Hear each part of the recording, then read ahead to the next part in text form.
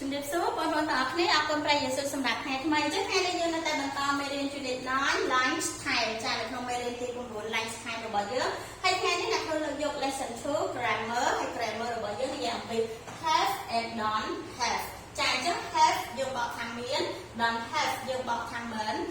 មានអញ្ចឹងអ្នកគ្រូមានគម្រោង4មាន positive negative question ហើយនិង answer យើងរៀនគម្រោងនេះដើម្បីឲ្យបងប្អូនងាយស្រួលក្នុងការបង្កើតលំបាកបានត្រឹមត្រូវផងដែរចាអញ្ចឹង positive របស់យើងហៅថាគម្រោងស្រង់អញ្ចឹងមាន subject បងប្អូនស្គាល់ subject ឯង subject មាន I you we they ឬក៏ឈ្មោះមនុស្សបូកជាមួយនឹង have ហើយបូកជាមួយនឹង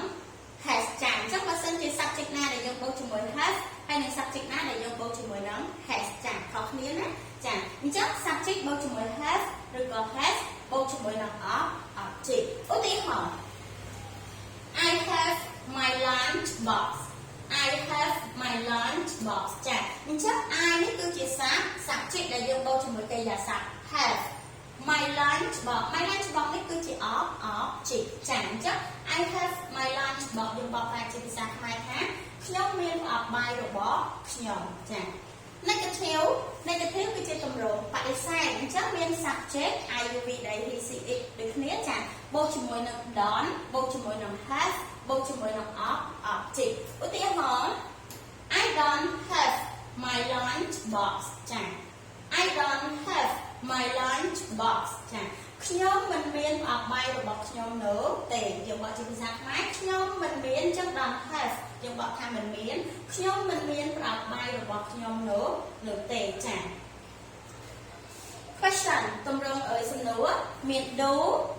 ឬក៏ does ចាបូកជាមួយ subject របស់យើង I you we they he she it បូកជាមួយនឹង have បូកជាមួយនឹង object ចាឧទាហរណ៍ do you have a lunch box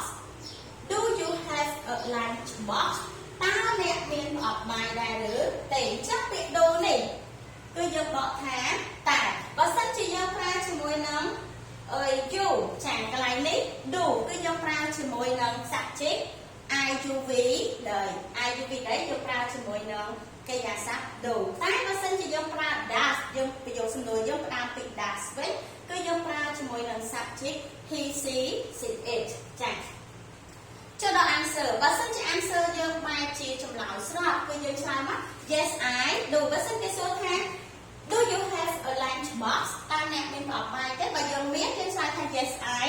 do មានន័យថាខ្ញុំមានប៉ុន្តែបើសិនជាយើងមានប្រអប់បាយទេយើងឆ្លើយថា no I don't ចា no I don't មានន័យថាយើងមិនមានប្រអប់បាយនោះទេ no សំគាល់អញ្ចឹងពាក្យ don't have D O N apostrophe T ចា H A V E don't have ស្មើនឹងពាក្យ do not have អានេះបែបទម្រង់ខ្លី short and then this one ទម្រង់វែងចាប៉ុន្តែមានអត្ថន័យដូចគ្នាហើយយើងសរសេរមួយណាក៏បានត្រឹមត្រូវដូចគ្នា don't have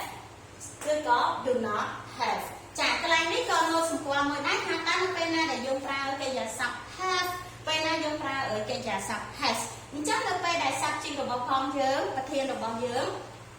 I you we they គឺយើងបូកយើងប្រើជាមួយនឹងកិរិយាសព្ទhave ចាបើសិនជាប្រធានរបស់យើង I you we they នេះគឺយើងបូកជាមួយកិរិយាសព្ទ have ប៉ុន្តែនៅពេលដែលប្រធានរបស់យើង he she it ចាឬក៏ឈ្មោះមនុស្សចឹងទៅ he she it គឺយើងបូកជាមួយកិរិយាសព្ទ has ចា has នេះយើងប្រើយកបូកhas នេះនៅពេលណានៅពេលដែលប្រធានរបស់យើងនេះគឺជាប្រភេទ he she it បន្តមកទៀត do កន្លែង question សំណួរ do នេះយើងប្រើមិនចាពួកឯងមាន do ផងមាន does ផងអញ្ចឹង do នេះនៅពេលយើងប្រើវានៅពេលដែល subject របស់យើង I you we they ឧទាហរណ៍ដូចកន្លែងនេះ do you have a lunch box ចាឬក៏ do we have a lunch box ចាអញ្ចឹងនៅពេលដែល do នេះគឺយើងប្រើជាមួយនឹងប្រធានបែបនេះ I you we they does យើងប្រើជាមួយនឹង he she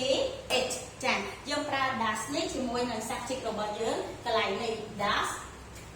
យើងប្រើ does នៅពេលដែល subject របស់យើងនេះកន្លែងនេះគឺជា he she it ចាប៉ុន្តែនៅពេល subject យើងកន្លែងនេះគឺយើងអត់សរសេរអក្សរធំទេគឺយើងសរសេរអក្សរតូចចាដូចគ្នា I you we they នេះគឺយើងសរសេរអក្ស អសតតចាអរគុណច្រើនបងប្អូនអ្នកគ្រូមានមេរៀនប៉ុណ្ណឹងសូមប្រកាសទានពរជម្រាបលា